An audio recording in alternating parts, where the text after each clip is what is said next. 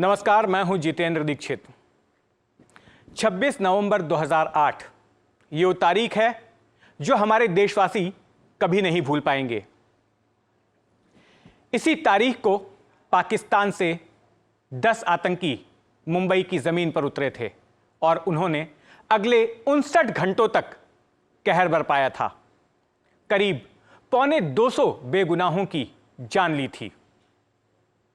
17 साल बाद भी आज उस हमले के जख्म मुंबई वालों के दिलो दिमाग पर ताज़ा हैं। जिन लोगों ने उन हमलों को देखा था वो आज भी उन 59 घंटों को नहीं भूल पाएंगे। एक तरह से युद्ध जैसी स्थिति उस वक्त मुंबई में हो गई थी, कोई तैयार नहीं था। लेकिन ऐसे मौके पर भी मुंबई पुलिस के जांबाज जवानों ने बहादुरी दिखाई। एनएसजी के कमांडो बुलाए गए और जो ऑपरेशन हुआ उसमें 9 आतंकियों को खत्म कर दिया गया। लेकिन एक बड़ी उपलब्धि हासिल हुई कि एक आतंकी को, जिसका नाम था अजमल कसाब, उसे जिंदा पकड़ा गया। और उसका जिंदा पकड़ा जाना उपलब्धि इसलिए था क्योंकि उसी रात उससे पूछताछ में काफी कुछ जानकारी हमारी जांच एजेंसियों को हासिल हो गई और यह पता चल सका कि कैसे पाकिस्तान में पूरी साजिश रची गई थी और उन हमलों को किस तरह से अंजाम दिया गया था। तो आज 17 साल बाद उस हमले से जुड़े कुछ चेहरे एनडीटीवी के स्टूडियो में मौजूद हैं और जो ना केवल उस वक्त के जो कुछ भी घटित हुआ था उन घटनाओं को याद करेंगे, बल्कि कई ऐसी बातें भी आज आपके सामने रखने वाले हैं जो शायद अब तक सामने नहीं आई हैं। तो आपका मैं परिचय करवाता हूं। मेरे साथ में मौजूद हैं एडवोकेट उज्जवल निकम जी, जो कि उस मामले में जो ट्रायल चला था 26/11 का, उसमें विशेष सरकारी वकील थे और अब सांसद भी हैं। निकम साहब के बाईं तरफ हेमंत बावधनकर जी बैठे हैं, रिटायर्ड सीनियर पीआई हैं। ये उस वक्त एपीआई थे और जो एनकाउंटर गिरगांव चौपाटी पर हुआ था उस एनकाउंटर में ये शामिल थे और कसाब का जो साथी था इस्माइल, वो इन्हीं की गोली से ढेर हुआ था। उज्जवल निकम जी के दाहिनी तरफ बैठे हुए हैं retired senior PI Ramesh Mahale ji. Ramesh Mahale वो शख्स हैं जो कि इतने बड़े हमले के जांच अधिकारी थे, इन्वेस्टिगेटिंग ऑफिसर थे और इन्होंने ही कई महीनों तक बिना छुट्टी लिए इस पूरे मामले की जांच की थी और इन्हीं की हुई जांच के आधार पर आखिरकार कसाब को फांसी के फंदे तक पहुंचाया गया। लेकिन जिस तरह से एडवोकेट उज्जवल निकम ने उस केस को अदालत के सामने रखा था, ऐसे में फांसी के फंदे से बच पाना कसाब के लिए मुमकिन नहीं था। हमारे साथ मौजूद हैं दिव्या सालस्कर। उस आतंकी हमले में आप सभी को याद है कि विजय सालस्कर नाम के पुलिस अधिकारी, जिनकी पहचान एक एनकाउंटर स्पेशलिस्ट अधिकारी के तौर पर हुआ करती थी, जिन्होंने मुंबई पुलिस में कार्यरत रहते हुए करीब 60 के आसपास गैंगस्टरों को ढेर किया था, उस रात को वे भी शहीद हुए थे। तो दिव्या सालस्कर भी हमारे साथ मौजूद हैं, उनकी शख्सियत के बारे में बताएंगी और ये बताएंगी कि उस रात क्या कुछ हुआ था जब विजय सालस्कर इस ऑपरेशन के लिए निकले थे। लेकिन मैं सबसे पहले शुरुआत करना चाहूंगा हेमंत बावधनकर जी से, जिनकी वजह से कसाब उस वक्त पकड़ा गया, उस रात को पकड़ा गया और इस पूरी साजिश में पाकिस्तान की भूमिका सामने आई थी। बावधनकर जी, स्वागत है आपका। आपसे जानना चाहेंगे कि उस रात जो एनकाउंटर हुआ था, क्या कुछ घटित हुआ था और अजमल कसाब जिंदा कैसे आपके हाथ लगा? 26/11/2008 उस दिन मेरी नाइट ड्यूटी थी। हमारे सीनियर थे नागापा रायप्पा माड़ी, उन्होंने 9:30 बजे में उनकी केबिन में बुला के मुझे ये कहा कि गन फायरिंग चल रही है, आप तुरंत नाकाबंदी शुरू कर दीजिए चौपाटी पे। तो मैं तुरंत सर की व्हीकल लेके गिरगांव चौपाटी पे पहुंचा। वहाँ नरीमन पॉइंट से बहुत तादाद में कार आ रही थी। चौकी में हमारे जो कांस्टेबल्स थे उनकी मदद से मैंने वहाँ पे नाकाबंदी की और ट्राइडेंट जो होटल है वहाँ से बम फेंकने की आवाज़ आ रही थी। मतलब ऐसा मानो कि रेत में कोई बम फोड़ रहे। तो ये घटना वहाँ घट रही थी और इस दौरान हमने गिरगांव चौपाटी को इवैक्यूएट किया और बाद में हमें पता चला ये कोई गैंग वॉर जैसा नहीं है, कोई सीरियस मैटर है। और बराबर 11 बजे हमने वहाँ पे नाकाबंदी हमने बैरिकेटिंग लगा के शुरू कर दी थी। और करीबन 12:15 बजे हमको कंट्रोल रूम से एक मैसेज आया कि गिरगांव चौपाटी की तरफ स्कोडा कार आ रही है, उसमें 2 आतंकवादी है। तो वो गाड़ी हमने आने से पहले हमारे साथ और 15 पुलिसकर्मी और अधिकारी थे। उसमें से हमारे तुकाराम मोमड़े जी थे, संजय गोविलकर जी थे, भास्कर कदम थे, निकम थे। तो हमने 2 टीम वहाँ पे फॉर्म की। एक मेरे साथ थी, मेरे साथ में भास्कर कदम थे, उनका डिटेक्शन स्टॉप था, और संजय गोविलकर, तुकाराम मोमड़े, उनको मैंने बैरिकेड के पीछे खड़ा कर दिया था। 12:30 बजे वो कार वहाँ पे पहुँची। हम जहाँ नाकाबंदी कर रहे थे उससे 50 फीट की दूरी पे वो गाड़ी रुकी। हमने उनको सरेंडर होने के लिए कहा, लेकिन उन्होंने हमारी सूचनाओं को नज़रअंदाज किया और बड़ी तेज़ी से वो गाड़ी हमारी ओर आई। लेकिन वो गाड़ी हमारे यहाँ आते वक्त उनको ये पता चल गया कि लेफ़्ट साइड में जो फुटपाथ है वो भी 9 इंचेस की है, आगे बैरिकेड्स है, राइट साइड में 2.5 फीट का स्पीड ब्रेकर है। तो उन्होंने वहाँ से भागने की कोशिश की। यू टर्न लेते वक्त गाड़ी आके रोड डिवाइडर पे वहाँ पे उन्होंने ठोकर मार दी और वहीं पे गाड़ी रुक गई। मैं रोड डिवाइडर के ऊपर खड़ा था, तो मुझे नीचे स्कोडा कार में 2 आतंकवादी क्लियर दिख रहे थे। राइट साइड पे अबू इस्माइल, वो कार जो ड्राइव कर रहा था, और बाजू की सीट पे कसाब बैठा हुआ था। हमने वहाँ भी उनको सरेंडर होने के लिए कहा, लेकिन अबू इस्माइल था, उन्होंने उसके पिस्टल से फायरिंग की। तो हमारे पीछे जो भास्कर कदम थे, उन्होंने उसके पिस्टल से पहला राउंड उनके ऊपर फायर किया, और कसाब जो था वो हैंड्सअप की स्थिति पे ही बाजू की सीट पे बैठा हुआ था। बाद में मैंने जैसे ही फायरिंग की तो मैं कार के पीछे पहुंच गया, और कार के पीछे की स्क्रीन से मैंने 3 राउंड अबू इस्माइल की तरफ फायर की और उसको ज़ख्मी किया। उस वक्त कसाब दरवाज़ा खोल के नीचे उतरा। उसी वक्त हमारे तुकाराम मोमड़े जी, भास्कर कदम, संजय गोविलकर उसको पकड़ने के लिए दौड़े, और कसाब ने जो जैकेट में छुपाई हुई AK-47 थी वो निकाल के फायरिंग की। वो सारी बस फायर हमारे तुकाराम मोमड़े जी को लगी, और गोलियां लगने के बावजूद उन्होंने कसाब के ऊपर अपनी जो ग्रिप थी वो ढीली होने नहीं दी। उसका हमें फ़ायदा हुआ और हमने उसको कसाब को वहाँ जिंदा पकड़ पाए। बावधनकर साहब, यहाँ पर एक चीज़ ये भी निकल कर सामने आई थी कि उस वक्त सभी लोग इतने गुस्से में थे जब ओमले जी को गोली लगी और वो गिर गए वहाँ पर, और आप भी बड़े गुस्से में थे। आप इस्माइल को मारने के बाद में आपका ट्रिगर कसाब की तरफ दबने ही वाला था, और अचानक तभी संजय गोविलकर जी ने प्रेजेंस ऑफ माइंड दिखाया और उन्होंने आपको वार्न किया कि इसको जिंदा पकड़ा जाना चाहिए, ये एविडेंस है और इसको मारना नहीं चाहिए। ये बात सही है कि जैसे हमारे तुकाराम मोमड़े जी नीचे गिर गए, तो जो गुस्सा था हमारे में, तो जायज़ था कि इसको भी ज़िंदा रखना नहीं चाहिए। तो हमारे जो कांस्टेबल्स थे उन्होंने मुझे आके कहा कि सर इसको भी हम गोली से मार देते हैं। उसी वक्त हमारे संजय गोविलकर जी दौड़े दौड़े मेरे पास आए, भास्कर कदम भी मेरे पास आए, और उन्होंने कहा कि सर हम इसको ज़िंदा रखते हैं। और मैंने तुरंत वो पिस्तौल थी वो पीछे रख दी, और बाद में भास्कर कदम और हमने उनके हाथ पैर बांध दिए, हमारे हैंडकरचीफ से बांध दिए, क्योंकि हम लोग जैसे हमारे सीनियर ने कहा कि नाकाबंदी के लिए भागो, तो हम लोग वैसे ही भागे। कोई हैंडकप हमने ली नहीं थी, और हमें पता भी नहीं था कि इतनी बड़ी घटना घटने वाली है। सो हमारे हैंडकरचीफ से हमने कसाब के हाथ और पैर बांधे, और बाद में हमने हमारे जो ऑपरेटर थे संजय पाटिल, उन्होंने कंट्रोल को मैसेज देके और एडिशनल फोर्स वहाँ पे मंगाई। उस वक्त हमारे ATS के चीफ परमवीर सिंह साहब उस वक्त वहाँ पे आए, और उन्होंने फिर आके फिर वो कमांड संभाली वहाँ पे, और एम्बुलेंस भी बुलाई, और बाद में दोनों को एम्बुलेंस में डाल के नायर हॉस्पिटल लेके गए। और हमारे तुकाराम मोमड़े जी को हमने तुरंत हमारे सीनियर सर की कार से RK संधा हॉस्पिटल इलाज के लिए लेके गए थे। वहाँ ही सकम टू हिज इंजुरीज, और वहाँ नायर हॉस्पिटल में जो अबू इस्माइल था, जिसको मैंने और भास्कर ने फायरिंग किया था, उसको मृत घोषित किया, और कसाब को he was admitted for treatment. जी बिल्कुल, ये इस एनकाउंटर की वजह से ही कसाब जिंदा पकड़ा गया था। एनकाउंटर से पहले कामा अस्पताल की लेन में ये दोनों लोग एक बड़ी वारदात को अंजाम देकर निकले थे। उन्होंने पुलिस की गाड़ी पर कब्जा कर लिया था। कॉलिस कार थी, जिसमें कि एडिशनल कमिश्नर अशोक कामटे, तत्कालीन ATS चीफ हेमंत करकरे और इंस्पेक्टर विजय सालस्कर मौजूद थे, जो उस गाड़ी को ड्राइव कर रहे थे। दिव्या, आपसे मैं जानना चाहूँगी, आप विजय सालस्कर की बेटी हैं, उस वक्त किस तरह का कॉल आया था, क्योंकि वो काम निपटाकर दिन का घर पर पहुंचे थे और फिर on the call of duty वो निकले थे इस ऑपरेशन के लिए, क्या कुछ हुआ था आप बता पाएंगी?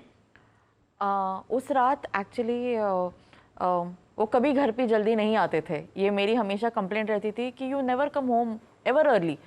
तो उस रात पता नहीं उनको क्या लगा, वो कुछ 10 साढ़े 10, एंड बिलीव मी 10 साढ़े 10 हमारे लिए जल्दी था।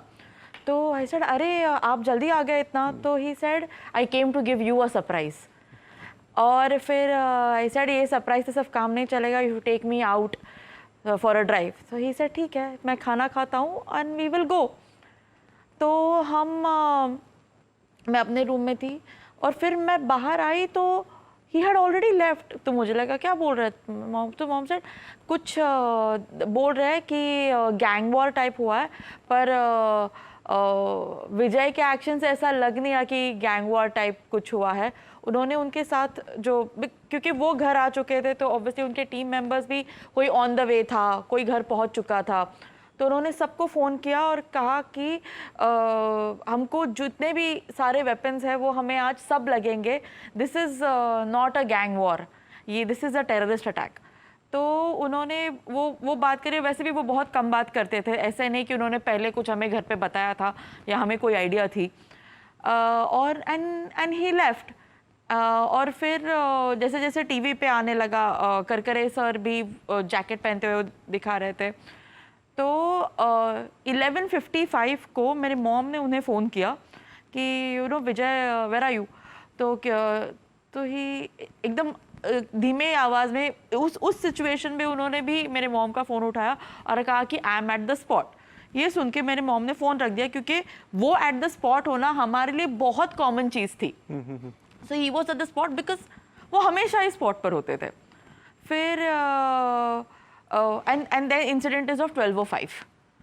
तो and next day morning then हमको पता चला एंड एवरीथिंग। तो फर्स्ट ऑफ ऑल बहुत शॉकिंग था कि बिकॉज हमें लगा एट द स्पॉट मतलब वो शायद लियोपोल्ड के वहाँ हैं, क्योंकि इमेजेस सारी लियोपोल्ड की ही आ रही थी। वो किस तरह फॉर 3 days जब तक अटैक्स पूरी तरह से थमे नहीं थे, हमें ये आइडिया नहीं था कि what happened at Kama hospital.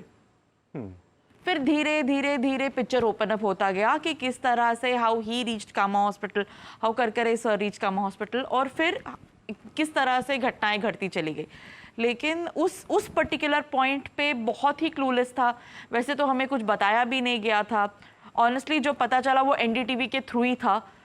वो एक स्ट्रिप थी जो जा रही थी, encounter specialist Vijay Salaskar dies in the attack, इस तरह की। एंड हमने टीवी पर ही देखा तो इट वाज एक्सट्रीमली शॉकिंग। पहले तो हमें लगा कि शायद ये गलत इंफॉर्मेशन है, गलत न्यूज़ है, because as a human being, as a daughter, आप ये बिलीव ही नहीं करना चाहते। बड़ा मुश्किल था, सही बात। हाँ, but of course eventually we got to know और हमें पता चल गया। पर उस रात को मतलब वो कुछ चीज़ें हैं जो हम कभी नहीं भूल सकते। बिल्कुल, मैं दिव्या वापस आपके पास आऊंगा, लेकिन मैं रमेश महाले जी की तरफ जाना चाहता हूं। रमेश महाले जी इस पूरे मामले से कह सकते हैं कि 2 तरीके से जुड़े हुए हैं। एक कि आपकी कस्टडी में बड़े लंबे वक्त तक कसाब रहा था और ये भी सुनने में आया कि आपसे उसका व्यवहार बड़ा दोस्ताना हो गया था, आपने ईद पर उसको मिठाइयाँ कपड़े वगैरह भी दिए थे। और फिर जब कसाब को जेल से, मुंबई की आर्थर रोड जेल से पुणे की यरवड़ा जेल ले जाया गया तो आप ही वो अधिकारी थे जो लेकर गए थे उसे साथ में, और आपने उसको आखिरी वक्त में देखा था। तो सबसे पहले मैं आपसे ये समझना चाहूंगा कि उस वक्त का कोई किस्सा आपको याद हो जो अब तक सामने ना आया हो, कि कसाब जब आपकी कस्टडी में था, क्राइम ब्रांच की कस्टडी में था, तो किस तरह से आप उससे जानकारी उगलवाते थे, किस तरह की बातचीत उससे होती थी और क्या कुछ उसने आपको बताया था? मैं उसके साथ बहुत फ्रेंडली, मीन्स इंट्रोगेशन एकदम फ्रेंडली हाव भाव से करता था। During the course of investigation वो मुझे सिखाने लगा था। दूसरा कोई था तो उसको गुस्सा भी आ जाता था। वो क्या बोल रहा था कि मेरे को आप हैंग नहीं कर सकते, मुझे फांसी पे नहीं चढ़ा सकते, क्योंकि अफजल गुरु को आप 8 बरस दे नहीं सके फांसी, तो मेरे को क्या दोगे। गुस्सा तो आना ही चाहिए था बीइंग ए पुलिस ऑफिसर, लेकिन मैं भी स्पोर्टिंगली लेते हुए जो भगवान चाहे या जो कोर्ट चाहे हुई होगा तेरे साथ। और मेरे नसीब से उसको लेके जाने के लिए मुझे ही भेजा गया। तो मैं जेल में जब भी गया, आर्थर रोड जेल में, उसको उधर से पूना लेके जाने का था, एरोड़ा में। तभी मैं जानबूझ के उसको बोला, कसाब अभी 8 बरस तो हुआ नहीं है। तो वो बोला कि साहब आप जीत गए, मैं हार गया। ये आखिरी की बात थी उससे। और आखिर के वक्त में उसकी हालत कैसी थी जब उसको लेकर गए? तो क्या वो रिमोर्स में था? क्या वो नहीं, रिमोर्स में तो जरा भी नहीं था।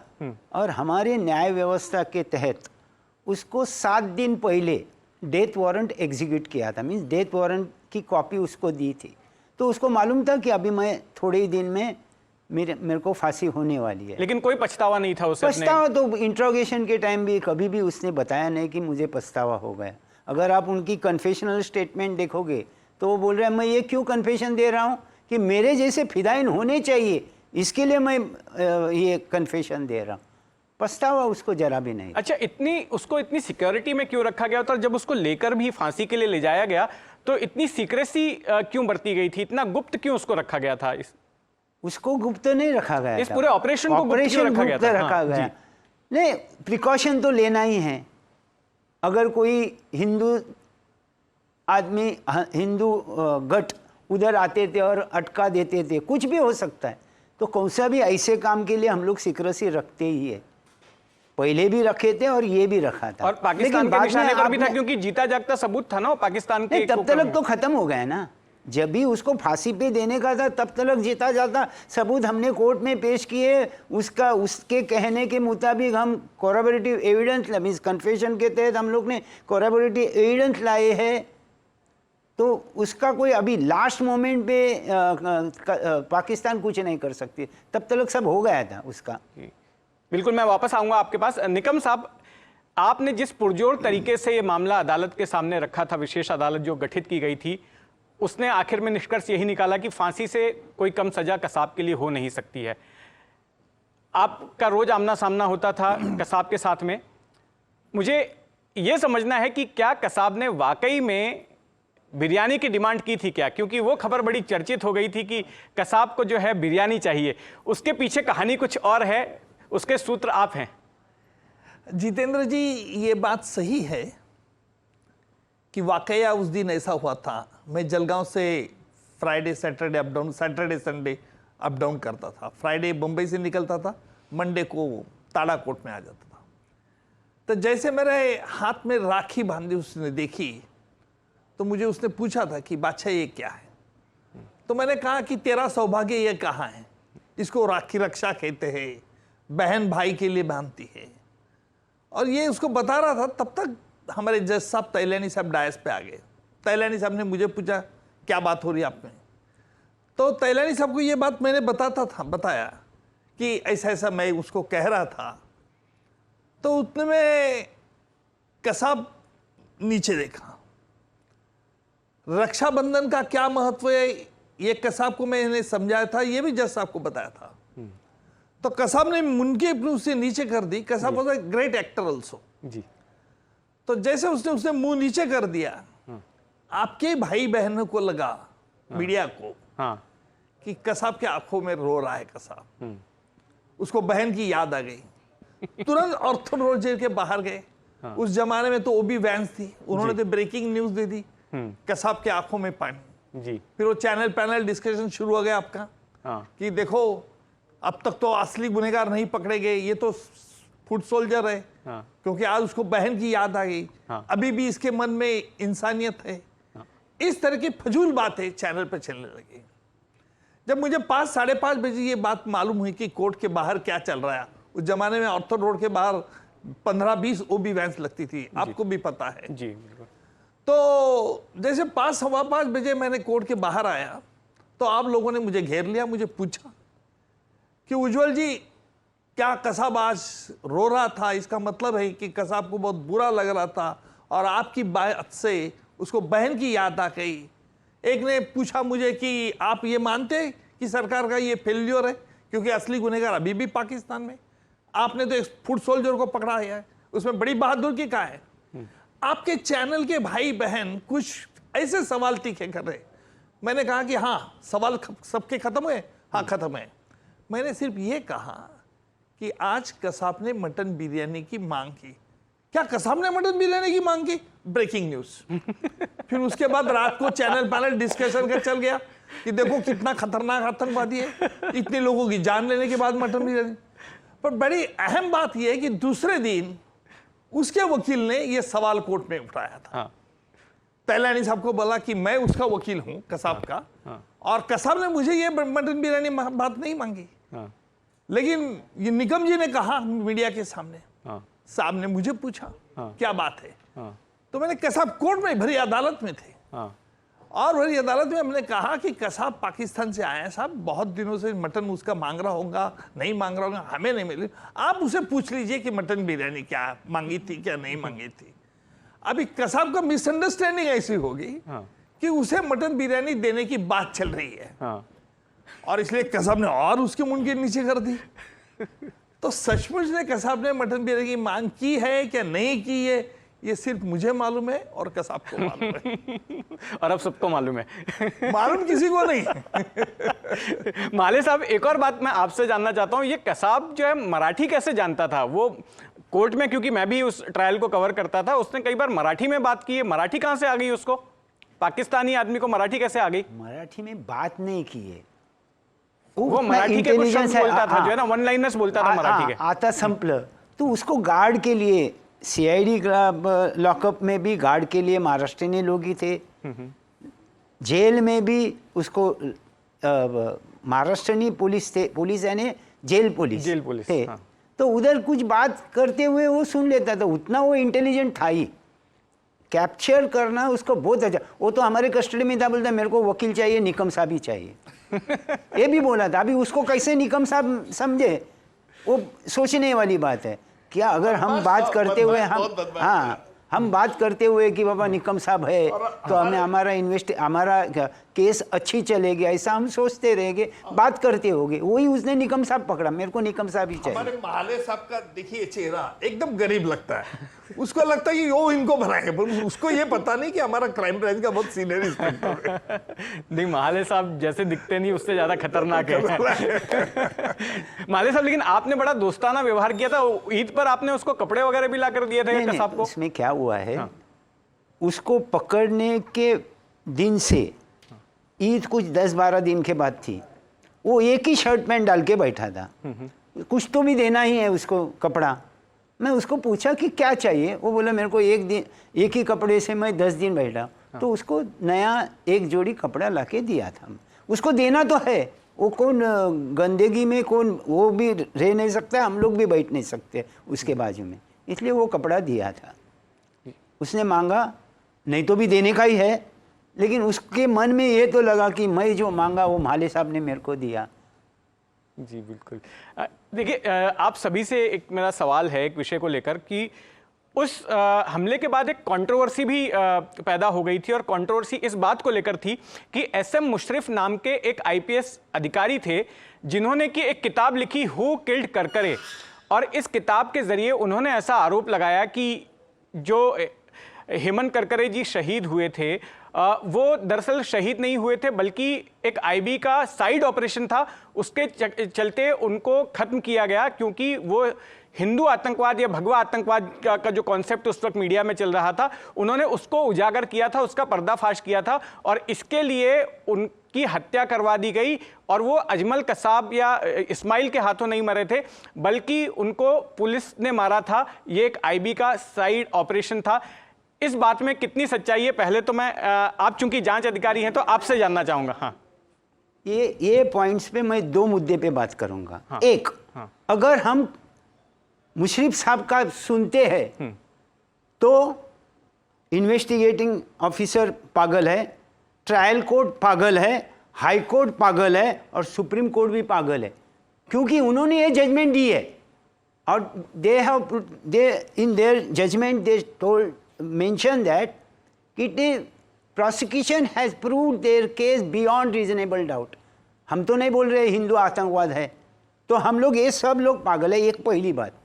दूसरा पॉइंट ये है, उन्होंने अपने बुक में या उनके लेक्चर में वो ऐसे बताते हैं कसाब का और उसका कोई संबंध ही नहीं है। इसका मतलब उन्होंने पेपर पढ़े ही नहीं है, क्योंकि जब भी नरीमन हाउस के 2 आतंकवादियों ने उधर के 4 लोगों को बंधक बनाया था, उनकी डिमांड क्या थी जो हमारे पेपर में है? उनकी डिमांड ये थी कि जो पुलिस ने पकड़ा है कसाब को, वो इधर लाके देंगे, सरेंडर देंगे तो हम ये 4 लोगों को छोड़ेंगे। अगर वो आतंकवादी नरीमन हाउस के और कसाब का कोई संबंध नहीं होता तो वो मांगते क्यों थे कि कसाब मुझे इधर लाके दे दो तो हम ये छोड़ते हैं? इसका मतलब उन्होंने एविडेंस देखा ही नहीं है। तीसरी बात, उनका क्या कहना है कि जो मोबाइल था वो मोबाइल से उसने इंडिया में बात किया है। उसके बारे में तो डेविड हेडली ने बता दिया है कि वो मोबाइल चालू है कि नहीं। इसके लिए मैं वाघा बॉर्डर में आके एट रैंडम 7-8 लोगों को फ़ोन किया है। वो अपना साहब का क्या कहना है, 26/11 को फ़ोन किया, हमारे पास प्रिंट आउट है, हमने वो केस पेपर में लगाए हुए। वो फ़ोन वो 5 दिन पहले, मीन्स उन लोग 23 तारीख को उधर से बाहर निकले, 23 के पहले 5 दिन उसने एट रैंडम फ़ोन किया हुआ है। यानी वो उधर से मराठी बात किया और इधर से गुजराती बात किया, ये सब झूठा है। उन्होंने पेपर पढ़ा ही नहीं तो फिर वो कुछ भी बकेंगे। टू बी फ्रैंक, बिल्कुल। इसमें एक अधिकारी का नाम बार बार जो है वो जिक्र करते हैं, संजय गोयलकर का, जो कि गिरगांव चौपाटी पर एनकाउंटर में घायल भी हुए थे।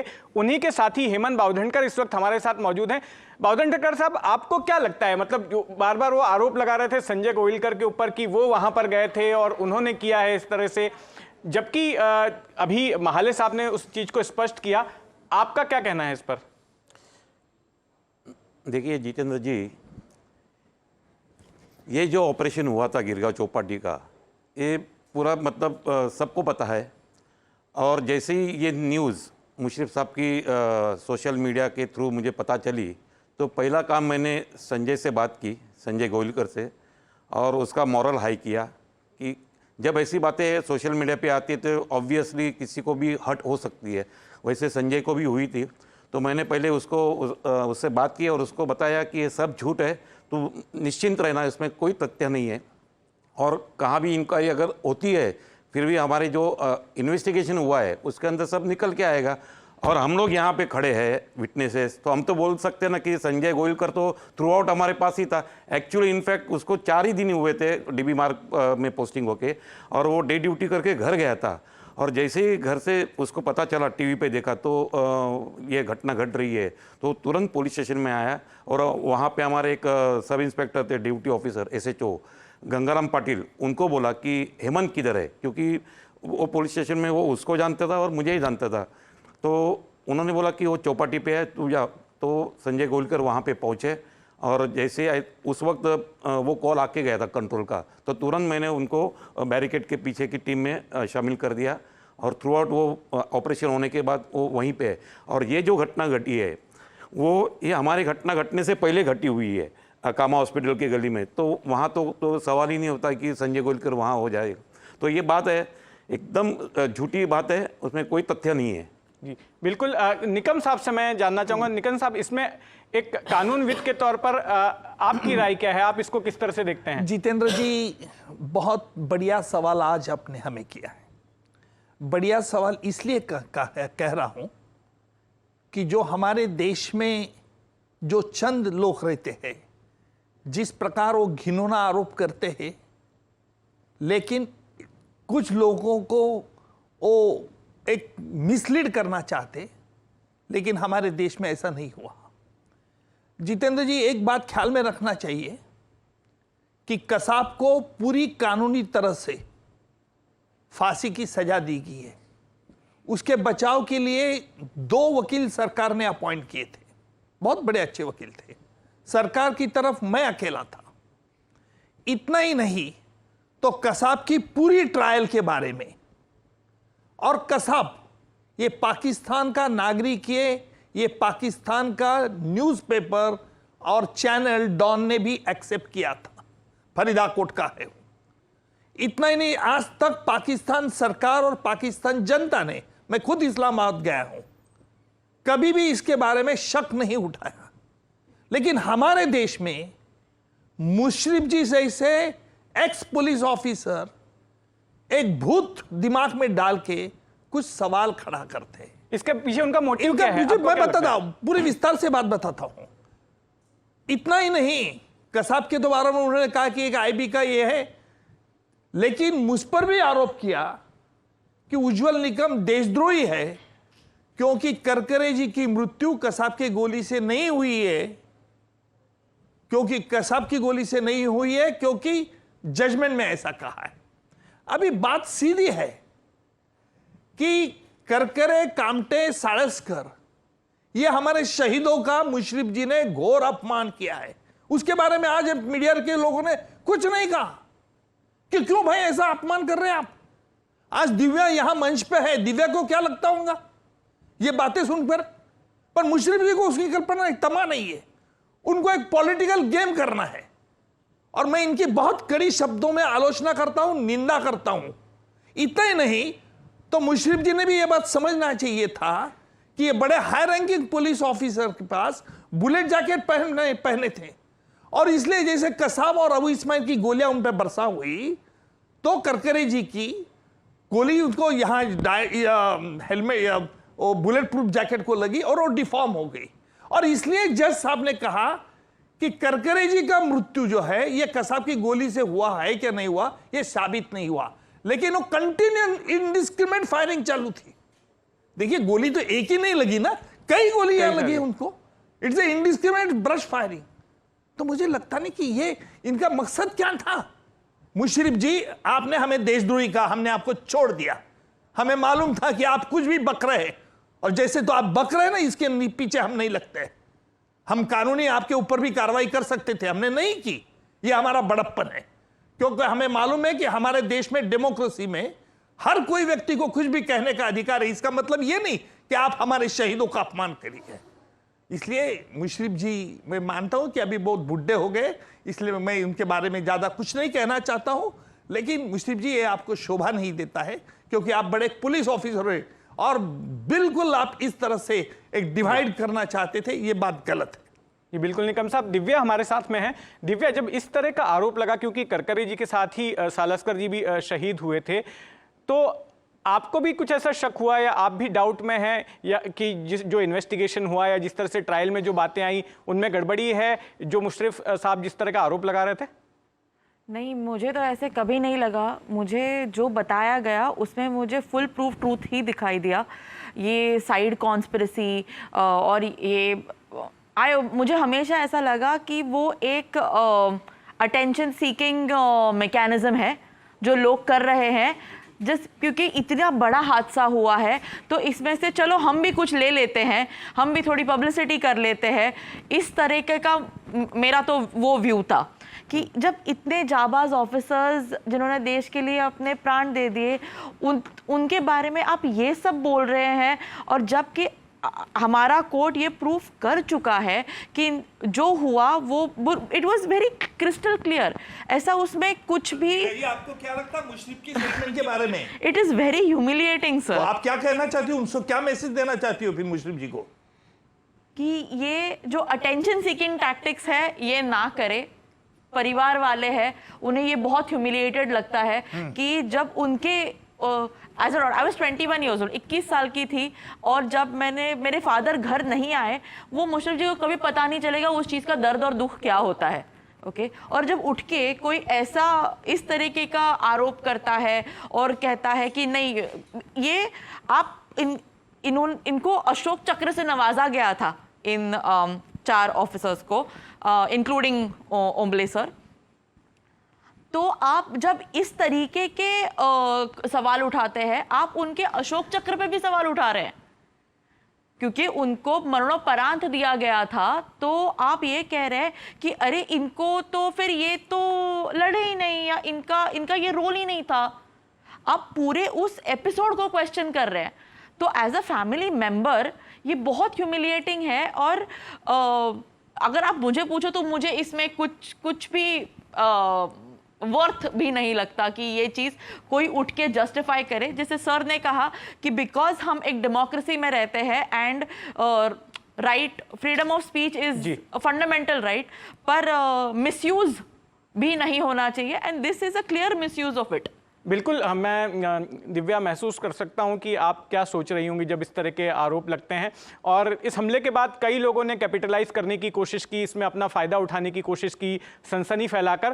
खैर, लेकिन ये हमला जो 26/11 का है, हम कभी नहीं भूलेंगे और भूलना भी नहीं चाहिए, क्योंकि इन हमलों से हमें पता चला कि पाकिस्तान क्रूरता की किस हद तक जा सकता है और कैसे भविष्य में भी पाकिस्तान से सावधान रहना चाहिए।